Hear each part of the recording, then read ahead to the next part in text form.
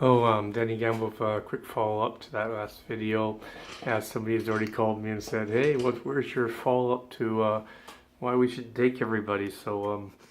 Yeah, I mentioned about, that I would get back to why I don't feel we should be taking everybody in the whole world in.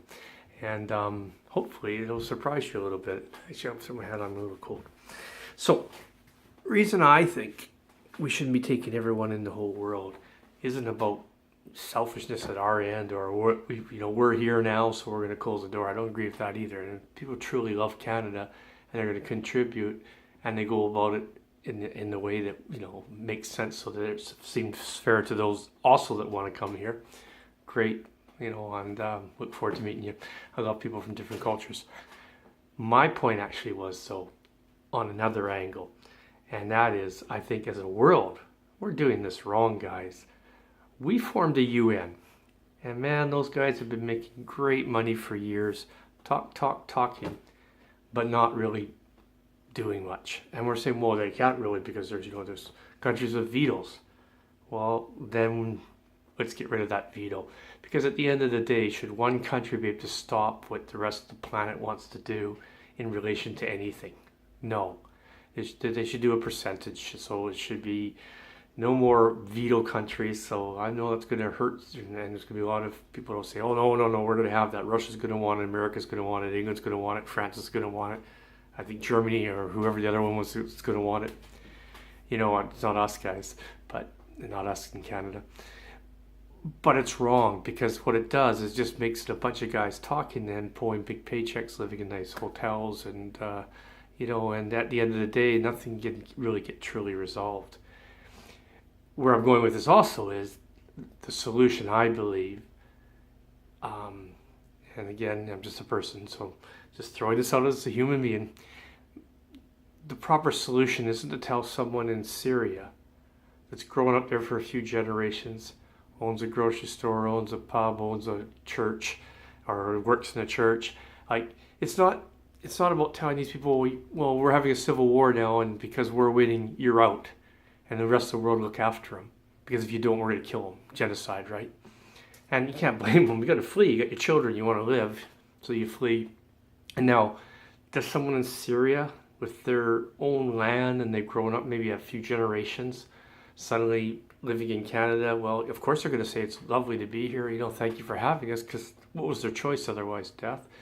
But we as a world has failed them, because really where the UN would be proper is it's a group of countries, hopefully the whole world, saying no more to this.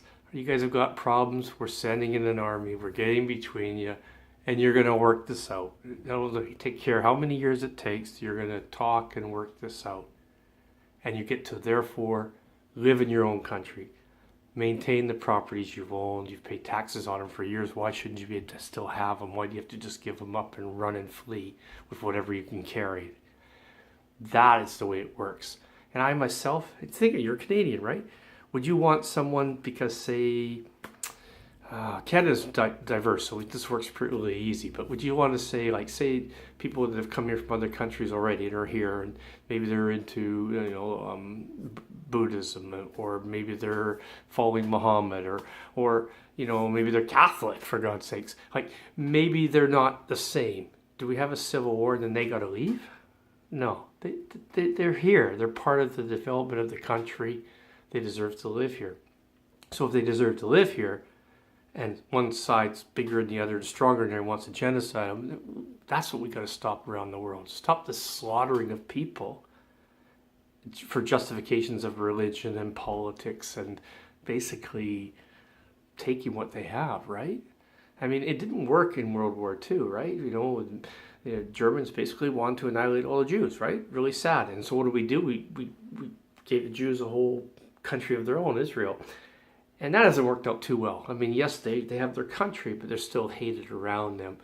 And I wonder how many of these people are the new generation, but I wonder how many of their older parents and generation would have loved to have stayed in the land that they'd grown up in, that they'd helped to develop and to make economical, and we're doing it wrong.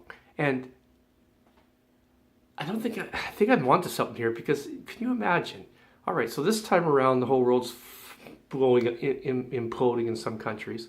We'll send them all to Canada. Well, maybe one day America makes it hard on us and people have to flee Canada and they all go where? Iceland? England? France?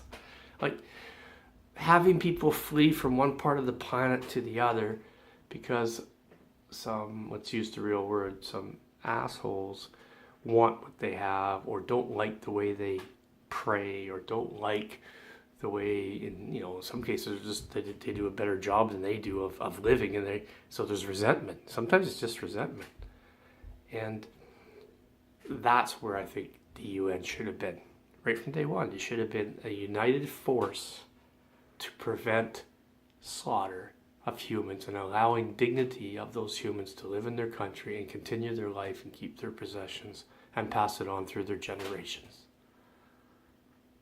That's what I feel, and so hopefully I've covered this now.